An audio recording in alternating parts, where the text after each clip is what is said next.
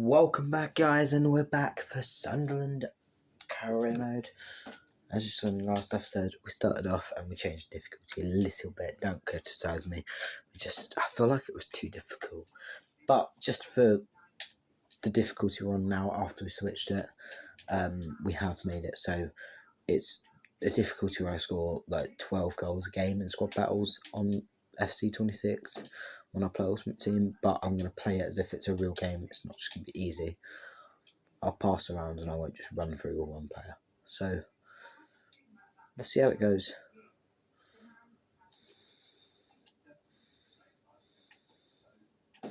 So up against Bournemouth in the opening game of this episode. And it's hopefully going to be a good episode. All we need is a nice win to start the episode off. And yeah.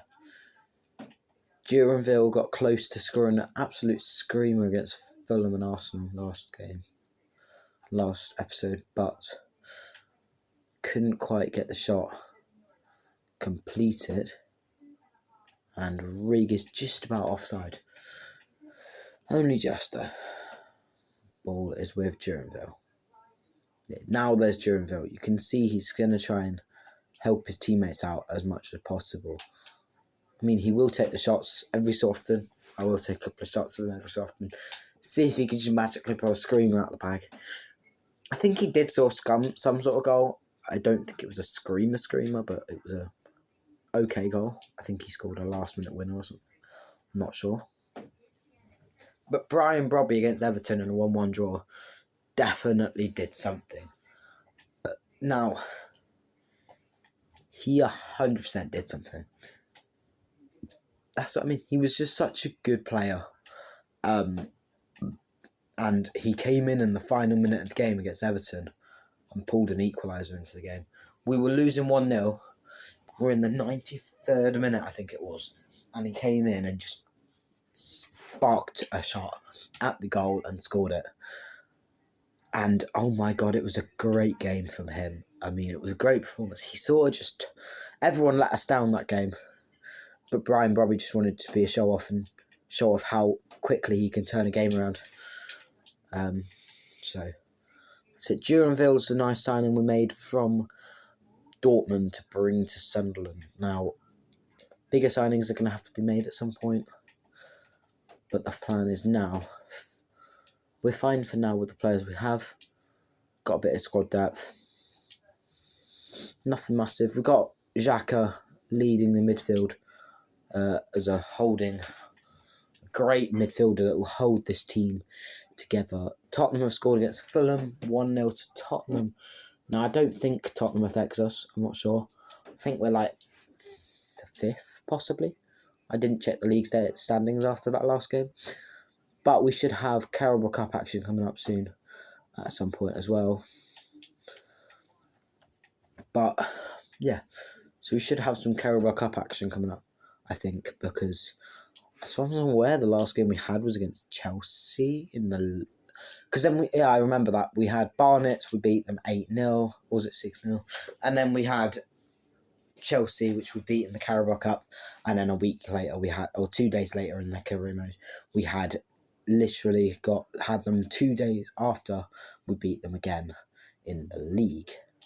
So we beat them twice in 1 week, which for Chelsea is not good. Losing to Sunderland. I mean, it did happen IRL. They lost in the league 2-1. However, Sunderland are going to try and... I'm trying to do something good with Sunderland this season. And at least try and get some sort of Europa Conference League or something. Bit of Europa League would be nice.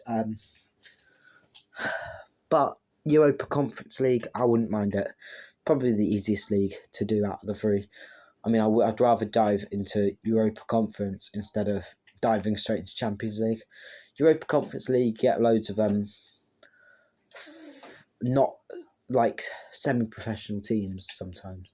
You get a couple of semi-professional teams. But in the Champions League and Europa League, you get professional teams like Lyon sometimes in the Europa League. But then sometimes they're in the Champions League. Oh, what a goal from Chris Rig. And sometimes you just get a likes of Crystal Palace like this season in IRL. Crystal Palace are in... No, Nottingham Forest are in Europa League. and aren't doing bad. Because Crystal Palace were going to go in it, but because Leon are in there and it's joint ownership, they got taken out of it and put into Conference League and swapped with Forest. So Forest were only meant to get Conference League, but because of how the issues with Crystal Palace and their ownership issues, or the ownership problems, he got chucked in. Oh my goodness, Duranville. That's what I mean. I've wanted him to do something like that this game. He's just been trying to spark that chance in this game, but he just couldn't spark it, and now all of a sudden he comes out of nowhere with that. I mean, it wasn't really out of nowhere. It was a nice... Brobby could have just taken that on and scored, but instead Brobby gave it to his teammate, Duranville, to let him have a chance to score a goal. I love how the deflection from the defender just came straight to him, and they'll try and search for a third goal for Sunderland. However, they're looking like it'll be a bit of effort. Cross comes in, bicycle kick, and it's in. Oh my goodness, it's Alderete with the bicy, and he puts it in the net to make it 3-0. Bournemouth are being dominated here.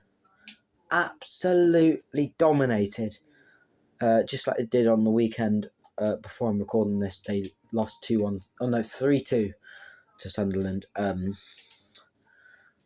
Arsenal won. Who did they play this weekend? Actually, can't remember. Chelsea drew 1-1. Tottenham lost 2-1 to Fulham. But this is we should have Liverpool next, based off of real fixtures, because I remember Liverpool drew 1-1 with Sunderland yesterday, IRL. Because I'm recording this on Thursday, the 4th of December, so it was after all the midweek games were done of the Premier League. So you had Arsenal beat Brentford 2-0, Chelsea lost 3-1 to Leeds United, IRL, which was probably the shocker of them all. Liverpool as well, but Leeds United. Liverpool vs Sunderland. Sunderland are a great team this season, hence why I've chosen to do them. But Chelsea losing to Leeds United. Chelsea are a bit on and off this season. Only shows you can just not predict what they're going to do. But anyway, let's keep talking about the career mode and not speaking about IRL stats. But I am basing it off of IRL to compare it. There we go. Corner kick late on in the game. Can we make it? Can we get 4 goals this game? Ball to the edge of the box. Shot blocked. Now we're still out of possession, and the ball will get cleared. That will be the last sort of spark of an attack, and the full-time whistle has been blown, and at least this time Spurs won a game because they beat Fulham 2-0. Everton drew 2-2 to Newcastle, but IRL ended 4-1. Rofes, our keeper is the best keeper with clean sheets in the league. Liverpool sitting in 6th place, Sunderland sitting in 2nd with a total of 28 points. But Spurs have Newcastle next, and Sunderland have Liverpool next. Man City have Leeds. No, that shouldn't happen. Hold up, why have Man City got Leeds? Oh no, they've not played their weekend game. Okay, and then Chelsea's next game should be against Leeds, yeah. Anyways, moving on. We have had the Team of the Week pop in and say hello. If I can find it. Team of the Week is Kelleher in goal, Gusto, Virgil, Alderete, Lewis Potter, Trossard, Rigg, Rogers, Kudus, Robbie, and Erling Haaland. So we got Liverpool next. I think Man City won their game against Leeds United by... How many goals did they win by? Arsenal beat Brentford 3-1 in this recent game. And Leeds United lost to Man City by...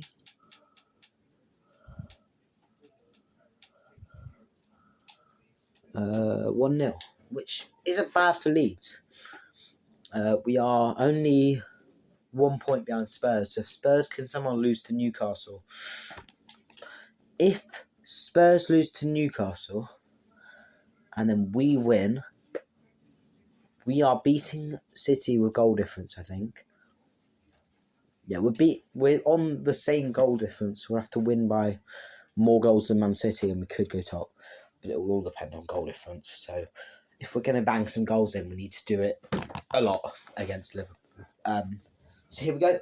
We are travelling to Anfield for this spectacular Sunderland versus Liverpool matchup. Teams ready to fight for the win. And the commentary is here live with me. Duranville gets a quick 1-2 down. Can he spark an attack early on? If Sunderland get the early attack, they like that. They like a nice early attack because it just gives them the confidence for the rest of the game. Ball gets put down the wing.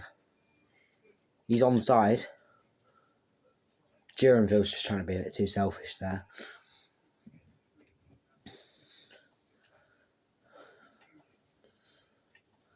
Liverpool playing it around. Gakpo tackled by Mukiele. Mukiele will get tackled now. Duranville. Rig! Saved by Alisson. Xhaka with the corner. Whips it in. Whips it right into the middle. Gitruda.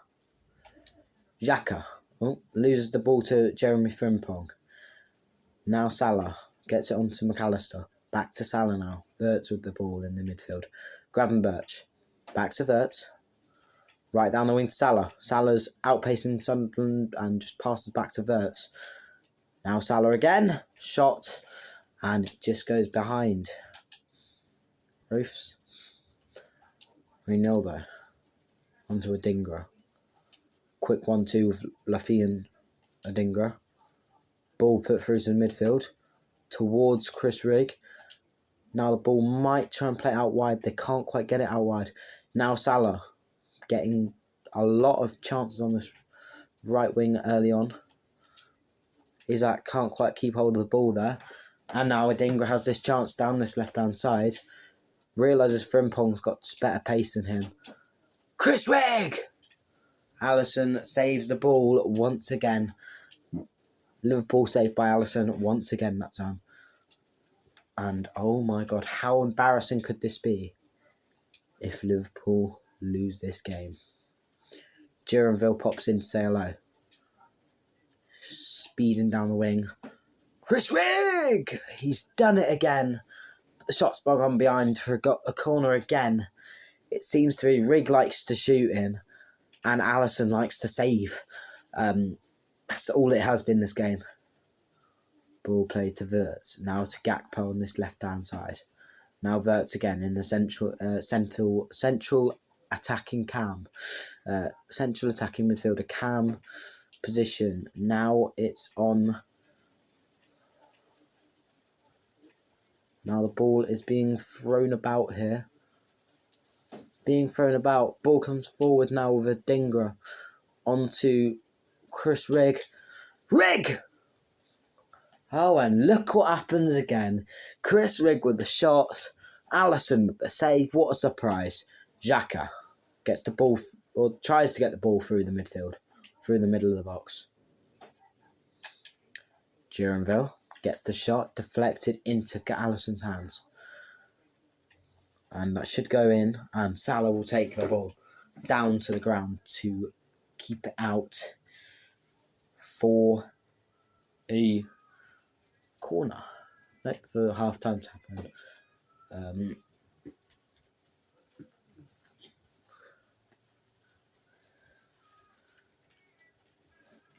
Anyways,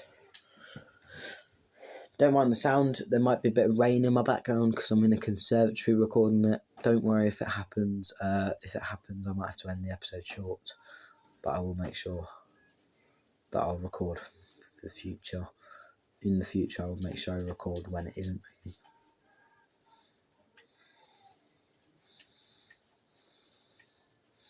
Anyways, Alexander Isak. Can't quite keep hold of the ball there. Oh, look, is Rig going to go have a shot again? No, because he tries to get the ball to Adingra, who then tries to thread it through to Brobby, but the pass ain't the greatest. Mistake made by Liverpool. Sunderland can capture the point and say, that's the goal we need. Now we just need to hold. But they do need better goals. They do need more goals to beat Liverpool, to beat Man City, because Man City are defo going to try and pull apart Fulham. I think they have now. Fulham. I'm not sure it'll end as chaotic as it did IRL, where it ended 5-4 to Man City. But it won't. It will be quite chaotic, as in like possibly 3-2 to them, which will also give us a better goal difference, because if we score and we don't concede, and they score that loads but they concede loads, we might have a better chance of going top. And then we have to have Spurs lose as well. So we can't go top if Spurs win. So we need, hint, hint, we need Newcastle. Newcastle, can you do it please for us before I say it? To beat Tottenham Hotspur, please.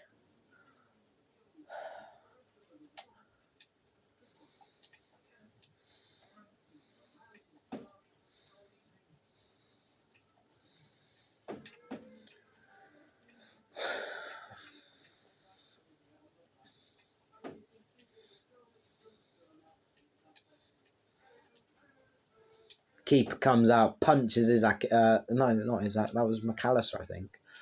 Punches McAllister in it.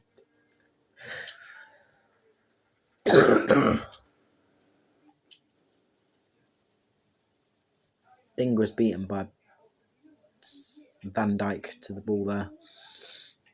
Salah down this right hand side onto Frimpong. Thing is, if Frimpong comes too far up the pitch, when Sunderland get a slight attack, he's caught out behind and he's cooked. That's all it is. He needs to be more careful. Now he's forced his team out wide, so that far side that they've just gone and had a shot. I think they could have gotten that closer to the goal to possibly get a better shot. I think they should have taken that closer to the goal. They had all the time and space in the world. They just worried, which is something that they are going to have to work on, because if they're going to panic in that situation... Ryan Brobby! Saved by the keeper. I mean, at least it wasn't Chris Rigg being saved by Alisson. Mukiele. Still going, somehow been tackled. Gertrude Ronaldo. Yep, there we go. The Liverpool mascot still running down the wing, just on the sidelines, trying to spark hope in these Liverpool fans' heads, but I don't think it'll happen. There's no hope for Liverpool, that's all I'm going to say. No hope for Liverpool, and it will end Liverpool 0, Sunderland 1 at Anfield. Liverpool will lose a point. Man City have won against Fulham also by 1 goal. Tottenham Hotspur, though, have still got a game to play. No, Tottenham Hotspur also played and also won. So, yeah. Anyways, moving on, we've got Man City. Right, so we go from... I wouldn't be surprised if we have Tottenham after Man City, to be honest. Man City, oh great, we've got Liverpool in the cup. Are we cooks? Nah, we just beat them. We could beat them again. Leeds are going to be an easy win. Man City again later on in the month. I think I'll end the episode there and we'll start with the chaotic games before, because that could spark the title race these next 5 games. So I'm going to end it there, because if I don't cut any more games, this video is going to be way too long and I don't want to make it too long. So depending on how I feel, it will vary, but we'll try and get at least 2 games of the career mode in each episode. Thank you for watching, and I will see you in the next one, where we will play against Manchester City. Thank you.